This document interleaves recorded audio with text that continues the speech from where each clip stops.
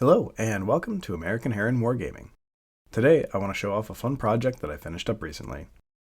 I've gotten a bit into Modulorka, a skirmish miniatures game by Mr. Modulorka. One of the cool things about that game is that Mr. Modulorka publishes his own custom Orc STLs that can be printed at home. Unfortunately, though, I only have an FDM printer, not the resin printers that have the super high resolutions that can print out miniatures that look just like they came from a professional cast. So I haven't really availed myself of many of these models, since the quality of the FDM printer just wouldn't do the models justice. However, I learned that myminifactory.com has a spin-off service called Only Games, which allows creators to sell printed copies of their models. I figured, though, that for a special character model, it was basically around the same cost as a hero figure from Games Workshop. So even though it's a little expensive, it was worth trying out. I had a fun idea for a mod to do with Mr. Modulork's Gronic Drac, the Steel Lad model, so I decided to pull the trigger and get a copy for myself. The model arrived, and the pieces were overall looking pretty good. There were some supports that hadn't been removed, but those were mainly on the inside of the model, and honestly, with the scrap-built Orky armor, I'm not surprised that a few errant supports made it past quality control. However, I was disappointed to see that they'd sent me 2 left hands instead of 1 left and 1 right. I sent an email to customer service, and they've dispatched a replacement hand, but since they ship from the UK and I'm in the EU, I had to pay import duty on the model and also on the replacement. Those extra fees alone make up about 90% of the cost of the model itself, so with that plus shipping and duty, this $30 model is going to end up having cost me close to $60 US. So despite the quality, I have to say that I don't recommend this service for anyone in the EU. Hopefully they can work out setting up a printing base inside the EU to get around this, but until something changes, I'm not going to be ordering anything else from them. So the idea for this mod is fairly straightforward. Since this guy is basically Orky Iron Man, he has a great big power source sitting in the middle of his chest.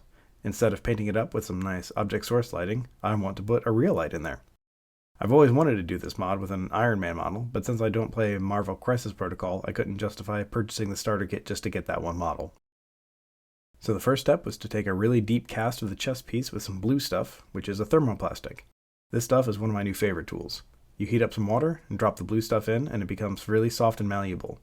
Press it into whatever you want a mold of and cool it down, and it retains its shape. Easy peasy. The next step was to mix up a very small batch of clear 2-part resin and pour it into the mold. I might have been able to use UV resin, but I have 2-part on hand, and I've never worked with the UV stuff before, and I wasn't about to go buy a big bottle of it just for this tiny project. Because I was mixing in such a small quantity, it actually took 3 tries to get the ratio just right, but in the end, I had a nice cast of the chest. After that, I trimmed away all the extra bits besides the reactor core. Then it was time for some thrilling drilling. I started off using an awl to make a divot precisely where I wanted the hole to go. Then I did a bit of careful drilling with my pin vise to get deep into the model. Resin can crack, so for this part I went very slowly and very carefully. Then once I had the hole about as deep as I needed it to go, I pulled out my power drill and widened the hole up with a thicker bit. After doing the front side, I did the same thing in the bottom of the torso.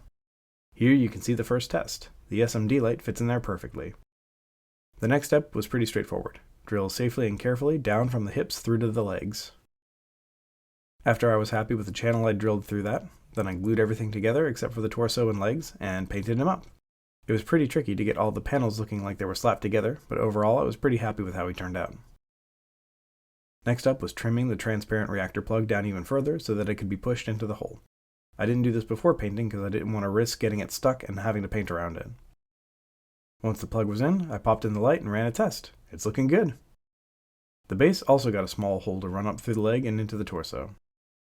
The base wasn't quite tall enough to fit the battery holder in there, so I 3D printed a little extender to give it some more room. Now the SMD comes out of the base, through the legs, and then got secured in place with a copious amount of CA glue. Then the whole model got assembled on its base as well. I'm powering the light using a button battery which puts out a nice 3 volts of power. In order to keep it snug and secure, I designed and printed this little housing which uses magnets to stay secure, and has a spot for contacts that run from the exterior to the interior holding area. I took some brass document holders, trimmed the ends off, and soldered them onto the wires to get good contact with the battery. The negative end is fixed in place, but the positive end is only held in with friction, so if I want to leave the battery in there but turn off the light, I can just pop the contact out easily. A finishing touch of black on the base, and even without the light on, he's looking good. That said, it is still pretty cool to see him all lit up. I hope you enjoyed seeing this process. I had a lot of fun trying out some new tools and techniques, and I'm really happy with how the final product turned out. Maybe this will inspire you to make your own cool projects. That's it for now. See you in the next one.